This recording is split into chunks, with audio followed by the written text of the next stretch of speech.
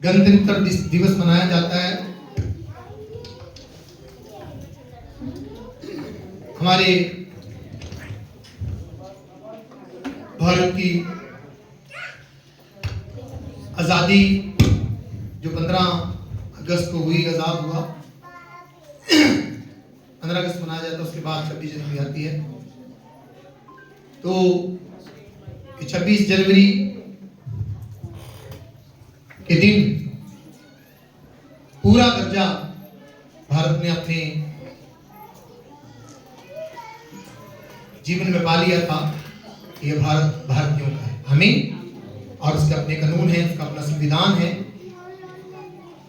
तो तब से हम लोग एक आजाद भारत के निवासी बन गए और हम खुशी से रहते हैं, हमें। तो आज का जो हमारे प्रचार का टॉपिक है वो ये है कि पाप और हर बुराई से छुटकारा प्रभु परमेश्वर के महासामर्थ के द्वारा। तो पाप और हर बुराई, मैं पिछले दिनों से यह प्रचार करता आ रहा हूं कि अपना पुराना जीवन पहचानो और नया जीवन प्रभु के हाथ में दो, हमें। जो प्रभु के हाथ में अपने आप को दे देता है उनका नया जीवन बन जाता है, बपतिस्मा पाता है। मेरे जो मैं एक दो परिवार में प्रचार कर रहा था कि आज कई लोग मसीह को मानते हैं, कई लोग यीशु मसीह को अपना उद्धारकर्ता मानते हैं, लेकिन फिर भी उनके जीवन में गंभीर पाप है, गंभीर कमियां हैं। ऐसा क्यों? ऐसा क्यों? मैं ये समझता हूं जैसे बाइबल में लिखा गया है कि यीशु मसीह जब इस संसार में थे तो उनके जाने से पहले उन्होंने वायदा किया, बोला कि मैं यदि पिता के पास नहीं जाऊंगा तो तुम्हारे पास एक और सहायक नहीं आएगा। मैं जाऊंगा और तुम्हारे जीवन में तुम्हारे लिए एक सहायक भेजूंगा, अर्थात सत्य का आत्मा। आइए हम चंद शब्दों को पढ़ेंगे और अपने जीवन में पाप से और हर बुराई से हम कैसे लड़ सकते हैं, कैसे हम छुटकारा पा सकते हैं। आज इस विषय में हम स्टडी करेंगे, जानेंगे, और मैं समझता हूं कि आप और मैं जब इस वचन को सुनेंगे तो हम अपने जीवन में कई प्रकार के पापों से, गलतियों से हम छुटकारा पाएंगे और जीत हासिल करेंगे, आमीन। तो आइए मेरे साथ चलिए यूहन्ना की किताब 14 अध्याय, यूहन्ना की किताब, यूहन्ना रचित सुसमाचार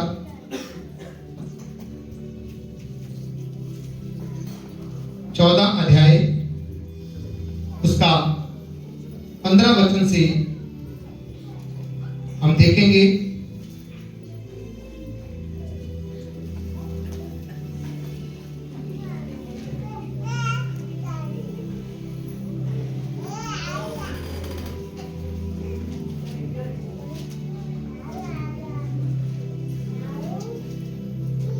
कि वहां पर क्या लिखा है, आइए पढ़िए।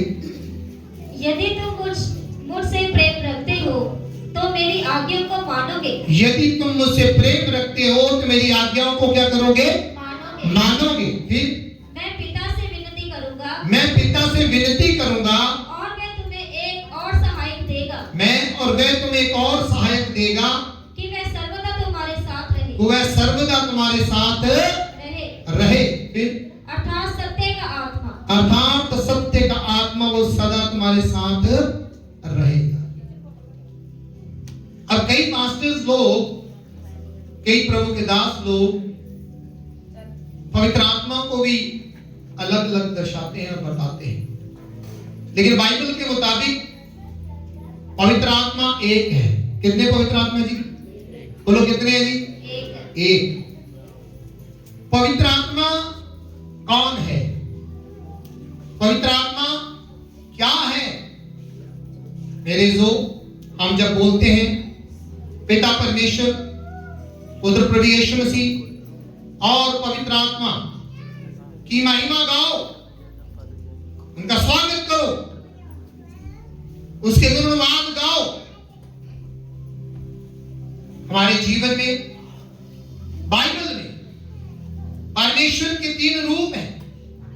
पहला यहोवा परमेश्वर का, जो पिता परमेश्वर है। दूसरा यीशु मसीह, जो बेटे के रूप में इस संसार में मेरे लिए और आपके लिए आया। और तीसरा पवित्र आत्मा, जो अनदेखी शक्ति है। पिता क्या था? अनदेखी शक्ति। बोलो क्या था? बोलो क्या था? अनदेखी शक्ति मतलब उसको देखा नहीं जा सकता था। परमेश्वर यहोवा आकाशवाणी से बात करते थे तो वो नबियों तक, भविष्यद्वक्ताओं तक आती थी और भविष्यद्वक्ता आगे इजराइलियों को, यहूदियों को या परमेश्वर के चाहने वालों को वो संदेश देते थे। प्रभु यीशु मसीह नए नियम में लिखा गया है, यूहन्ना का पहले में लिखा गया कि आदि में वचन था, वचन परमेश्वर के साथ और वचन ही परमेश्वर। जब 14 आयत में आते हैं तो वहां पर लिखा है कि शब्द देहधारी हुआ और उसने हमारे बीच में डेरा किया।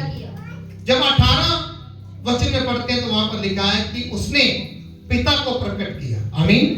यीशु मसीह ने पिता को प्रकट किया, अर्थात यीशु मसीह बेटे के रूप में पुत्र परमेश्वर खुद नीचे आ गए। हालेलुया। और तीसरा पवित्र आत्मा का रूप, ये भी हम देखा है। बोलो बोलो, पवित्र आत्मा का रूप क्या है? बोलो क्या है?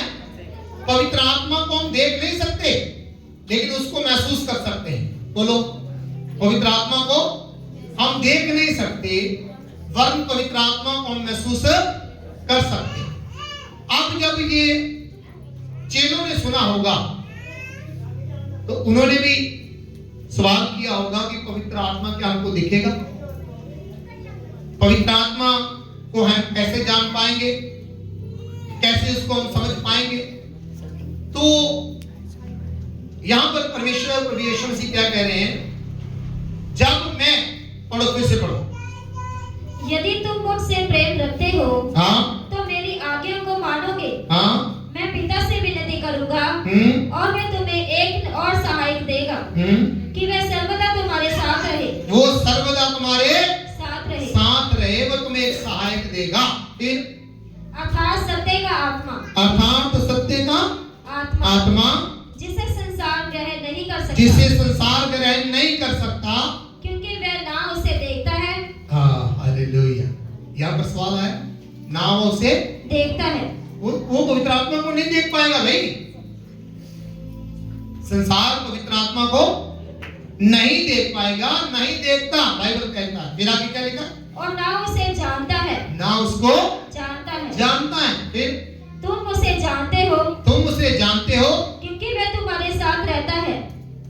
जानना इंपॉर्टेंट है ना? जानना इंपॉर्टेंट। तो पवित्र आत्मा के बारे में जानना, उसको अपने जीवन में महसूस करना, उसके चलाए चलना, मेरा और आपका जीवन तब पर तैयार होना चाहिए। आमीन। तो फिर क्या लिखा है? और वह तुम में होगा। वह तुम में होगा। अब वो क्या कह रहे? वो तुम में होगा। वो तुम में क्या होगा? तो अब पढ़ो आप 16 का 8 और 9। सुनो, ध्यान से सुनना, 7 से पढ़ लो। तो भी मैं तुमसे सच कहता हूँ, हाँ, कि मेरा जाना तुम्हारे लिए अच्छा है। अब प्रभु यीशु मसीह कह रहे हैं, अब 6 से पढ़ो थोड़ा, 6 से। परंतु मैंने जो ये बातें तुमसे कही हैं, परंतु ये जो बात से कही हैं, इसलिए तुम्हारा मन शोक से भर गया है। तुम्हारा मन शोक से भर गया है। जब प्रभु यीशु मसीह बोल रहे थे ना, बड़े ध्यान से सुनना इस वचन को, तब आपको समझ आएगा। नहीं तो कई लोगों को अभी तक पवित्र आत्मा ही नहीं समझ आ पा रहा। कई लोगों को अभी तक पवित्र आत्मा का क्या रूप है, उसका क्या काम है, वही समझ नहीं आ पा रहा है। 15 साल के बाद भी पूछते हैं पवित्र आत्मा पाया है ना? 20 साल के बाद भी पूछते हैं पवित्र आत्मा। जब तुमने उसको जाना ही नहीं, जब तुमने उसको पहचाना ही नहीं, तो कैसे आप मजबूत हो पाओगे? तो पवित्र आत्मा का रूप अभी मैं आपको बताऊंगा कि पवित्र आत्मा का रूप क्या है। हालेलुया। पवित्र आत्मा को कैसे हम महसूस कर सकते हैं, कैसे मेरे और आपके बीच में वो आकर ठहर जाता है। मेरे जो लिखा है कि मेरा जाना तुम्हारे लिए बहुत अच्छा है, और जब मैंने बोला आपको तो आप निराशित हो गए, आप व्याकुल हो गए कि मैं जा रहा हूं। तो मेरा जाना तुम्हारे लिए अच्छा है। पढ़ो 7 वचन में। तो भी मैं तुमसे सच कहता हूँ कि मेरा जाना तुम्हारे लिए अच्छा है। यहाँ मेरी ट्रांसलेशन में लिखा है, मेरा जाना तुम्हारे लिए लाभदायक है। मेरा जाना तुम्हारे लिए, आपके ट्रांसलेशन में क्या लिखा है? कोई और ट्रांसलेशन पढ़ो। हाँ मिसेस प्रीति, आपके बेटे कौन सा क्या लिखा है? एडवांटेज। इंग्लिश में क्या लिखा है? एडवांटेज, लाभदायक। हाँ ये है, राइट। मेरा जाना तुम्हारे लिए लाभदायक है। फिर आगे, क्योंकि यदि मैं ना जाऊं, यदि मैं ना जाऊं तो वह सहायक तुम्हारे पास ना वो मददगीर, वो सहायक तुम्हारे पास ना आएगा। फिर परंतु यदि मैं जाऊंगा तो उसे तुम्हारे पास भेजूंगा, और उसे मैं तुम्हारे पास क्या करूंगा? भेजूंगा। फिर वह आकर संसार को पाप और धार्मिकता और न्याय के विषय में निरंतर करेगा। यहाँ 3 बातें हैं। लिखा है कि जब वो तुम्हारे पास आएगा तो वो क्या करेगा? What is written in English while you read the verse 8? Read it in English, please. And when he has come, he will convict the world of sin, and of righteousness, and of judgment. Hallelujah. English word है convict। English word क्या है? convict। तो हिंदी में है निरुत्तर। क्या जी वो? निरुत्तर। निरुत्तर मतलब, कन्विक्ट का मतलब होता है उसको तैयार करना, कन्विक्शन।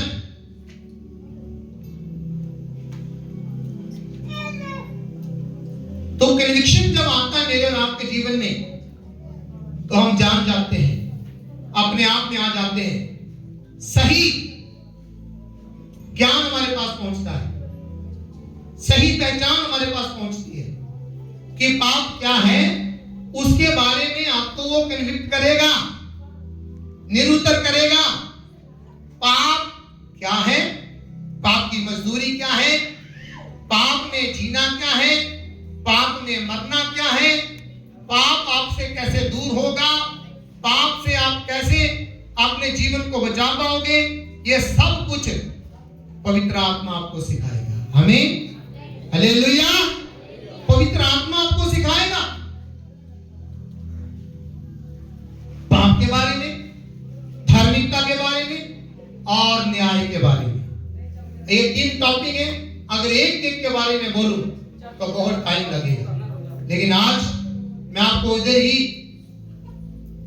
बताकर समाप्त करूंगा, और आने वाले दिनों में इसी बात पर चर्चा होगी कि पवित्र आत्मा कैसे मेरे और आपके बीच में आकर काम करता है, वो कैसे मुझे और आपको निरुत्तर करता है।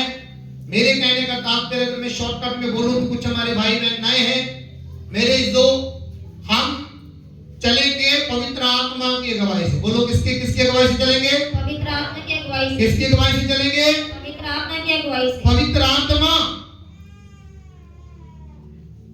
अभी मैं आपसे सवाल करूंगा, देखना आप विचलित हो जाओगे, आप थोड़े परेशान हो जाओगे। कई बार मैंने सिखाया है, पुराने तो हाथ खड़ा कर देंगे और थोड़ा सीखे हुए जान जाएंगे, लेकिन नए लोग थोड़ा समस्या होगी। अभी मैं आपसे पूछता हूं, कितने लोगों ने पवित्र आत्मा पाया है? कईयों का हाथ नीचे है, कन्फर्म नहीं है। हाँ, अभी एक और सवाल, कितने लोगों ने नहीं पाया? नहीं पाया, पवित्र आत्मा नहीं पाया है। दो हाथ। कईयों को तो ज्ञान ही नहीं है, पाया है कि नहीं पाया है, वो हाथ ही नहीं खड़ा कर। इधर भी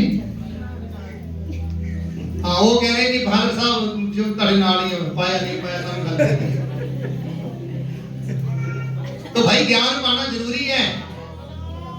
तुम्हें किसको मान रहे हो पता ही नहीं है कैसे चलना है, तो फिर कैसे पता चलेगा? Hallelujah, hallelujah. प्लीज मैं आपको बोलता हूं कि जब प्रीचिंग होता है तो बच्चे इधर उधर ना उठे, इवन कि बड़ा भी कोई ना उठे, पूरा सुन के जाओ, तभी आपको फायदा है। नहीं तो आप आधा सुन के जब जाते हो तो आप हमेशा प्रश्न के साथ रहोगे, उसका सवाल का जवाब आपको नहीं मिलेगा। तो अब पवित्र आत्मा आपको पता ही नहीं है ये पवित्र आत्मा है क्या, तो कैसे उसको आप पहचानोगे या जानोगे? आमीन, आमीन। समझ रहे हो बात? यस। यीशु को तो हमने देख लिया रूप में, यीशु का रूप था, यीशु हमारे बीच में आया, डेरा किया, हमारे बीच में रहा, चिन्ह चमत्कार किए, है ना? तो पवित्र आत्मा जब आएगा तो उसका रूप क्या होगा, वो कैसे मेरे और आपके बीच में काम करेगा? अब मैं पूछूंगा, कितने लोगों ने, अरे मैं कहता हूं हाथ, सच बताना, आप आज सीख जाओ, कितने लोगों ने पवित्र आत्मा नहीं पाया है? कई लोग हाथ नहीं खड़ा कर रहे कि यहाँ फादर साहब कहने पाए। आप इसे पूछो, कितने लोगों ने पाया? हमने। पाने वालों की गिनती ज्यादा लगती है। अब देखना, जब पाया है तो उसका क्या सबूत है? क्या जी? जब पाया है तो उसका सबूत क्या है? बेटे थोड़ा आप आगे आ जाओ। जतिन, आप इसने हाथ खड़ा किया ना, मैंने पाया है, थोड़ा सा टेस्ट कर ले इसका। चलो भाई बताओ, कैसे आप कैसे प्रूफ करोगे कि आपने पाया है? क्योंकि पवित्र आत्मा के बिना कोई मान नहीं सकता कि यीशु प्रभु है। हालेलुया, ताली मारो उसको। बोला मतलब आप यीशु को प्रभु मानते हैं? यस। ये अगर यीशु को प्रभु करके आप मानते हैं तो इसका मतलब आपने पवित्र आत्मा को पाया है, वो आपके अंदर है। यस। अगर आप दूसरों को दिखाना चाहते हो तो कैसे दिखाओगे कि मेरे अंदर पवित्र आत्मा है? उसके कामों के द्वारा। आमीन, हालेलुया। उसके कामों के द्वारा, उसके फलों के द्वारा आप दिखाओगे अपने आप को भी, अपने घर वालों को, अपने मोहल्ले गली को, अपने चाहने वालों को, अपने दोस्तों को, अपने सहपाठियों को बताओगे कि मेरे अंदर पवित्र आत्मा है, वो दिखेगा। हालेलुया। वो क्या है? दिखेगा। अब पवित्र आत्मा का जो रूप है, गुड गुड आंसर, बाइबल में लिखा गया है, जब प्रभु यीशु मसीह मरकर जिंदा होकर स्वर्ग में उठाए जाने से पहले वो अपने चेलों को बुलाते हैं। आइए पढ़ेंगे यूहन्ना की किताब 20 अध्याय उसका 19 वचन से पढ़िए प्लीज। प्लीज ध्यान से सुनिएगा, मैं आपको बता रहा हूं, शिक्षा ही आपको मजबूत करेगी और शिक्षा ही आपको बताएगी कि हमारा वजूद क्या है। अन्यथा चिन्ह चमत्कार देखकर ही आप भ्रमित रहेंगे और चिन्ह चमत्कारों के चक्कर में पड़े रहेंगे और वचन की शिक्षा को नहीं पा पाएंगे। यूहन्ना रचित सुसमाचार 20 अध्याय उसका 19 वचन से पढ़ना शुरू कीजिए। उसी दिन जो सप्ताह का पहला दिन था, संध्या के समय, जब वहां के द्वार जहां चेले थे यहूदियों के डर के मारे बंद थे, तब यीशु आया और उनके बीच में खड़ा होकर उनसे कहा, तुम्हें शांति मिले। हालेलुया। हालेलुया। ये क्या हुआ? उसी दिन जो सप्ताह का पहला दिन था, सुनना ध्यान से। अब हम बोलते हैं ना कि यीशु मसीह एतवार खड़ा हो, उठ खड़ा हो, जी उठ खड़ा हो, राइट। तो सप्ताह का पहला दिन कौन सा बनता है?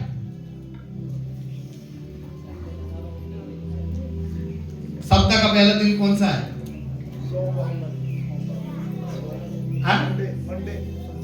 No, Sunday. संडे सप्ताह का पहला दिन है, लेकिन दुनियादारी के हिसाब से मंडे है। एक सवाल है, जैसे प्रभु ने पूरी सृष्टि की तो लास्ट दिन विश्राम किया है ना, तभी उसने बोल के विश्राम तो लास्ट नहीं हो गया। हाँ, मेरे दिल के अंदर ये सवाल, सुनो, ये सवाल बहुत बड़ा है, लेकिन यदि हम इसको बाइबल के मुताबिक पढ़ते हैं तो सप्ताह दिन, जो सप्ताह का पहला दिन है वो रविवार है, अर्थात एतवार है। क्या जी? एतवार। जो शनिवार है वो विश्राम का दिन है। वो क्या है? विश्राम का दिन। तो ये बाद में आकर एतवार को ये माना गया कि सप्ताह का पहला दिन। हाँ जी, यदि शनिवार एंड हुआ तो पहला दिन कौन सा हुआ? एतवार ही हुआ, राइट। तो इसके बारे में आपको मैं सिखाऊंगा, डिटेल से सिखाऊंगा, मैं उधर भी जाऊंगा। लेकिन यहाँ पर सप्ताह का पहला दिन अर्थात रविवार है, संडे है। संडे के दिन यीशु मसीह जी उठा। संडे के दिन क्या हुआ? यीशु मसीह जी उठा। तो फिर क्या हुआ? फिर से पढ़ो 19 से। उसी दिन जो सप्ताह का पहला दिन था, संडे के समय, जब वहां के द्वार जहां चेले थे यहूदियों के डर के मारे बंद थे, तब यीशु आया और उनके बीच में खड़ा होकर उनसे कहा, द्वार बंद थे। यीशु मसीह उनके बीच में आकर खड़ा हो गया। मतलब यीशु मसीह मरकर जिंदा होकर जब आए ना, तो उनके बीच में आकर क्या हो गया? खड़ा हो गया। फिर और उनसे कहा, हाँ, तुम्हें शांति मिले। तुम्हें क्या मिले? शांति मिले। फिर और ये कहकर उसने अपना हाथ और अपना पंजर उनको दिखाया। हाथ दिखाया, अपना पंजर भी उनको दिखाया जहां पर बच्चा मारा गया था। यीशु मसीह ने क्या किया? अपने हाथों के छेद भी दिखाए और यहाँ जो बच्चा मारा गया था पंजर में, वो भी दिखाया। फिर तब चेले प्रभु को देखकर आनंदित हुए। तब चेले यीशु मसीह को, प्रभु को देखकर आनंदित हुए। फिर यीशु ने फिर उनसे कहा, तुम्हें शांति मिले। सेकंड टाइम बोला, तुम्हें शांति मिले। फिर जैसे पिता ने मुझे भेजा है, वैसे ही मैं भी तुम्हें भेजता हूँ। हालेलुया। हालेलुया। जैसे पिता ने मुझे भेजा है वैसे मैं भी तुम्हें भेजता हूँ। फिर ये कहकर उसने उन पर फूंका और ये कहकर प्रभु यीशु मसीह ने उन पर फूंका। कैसे फूंका? कैसे जी? करो। फूंका, ये होता ना फूंका। अब प्रभु यीशु मसीह ने ये कहकर उन पर फूंका। क्या फूंका? और उनसे कहा, पवित्र आत्मा लो। हालेलुया। हालेलुया। बोला, ये लो पवित्र आत्मा लो। सुनो ध्यान से, यहां आपको सीख मिलेगी।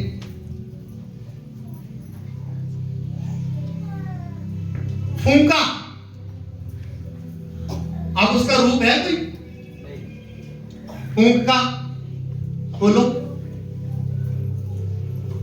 तो जब उन्होंने पवित्र आत्मा बोला, लो, फूंका, तो मैं ये समझता हूं प्रभु यीशु मसीह के जो श्वास उन्होंने फूंके, उनके अंदर चले गए। आमीन। उनके अंदर चले गए।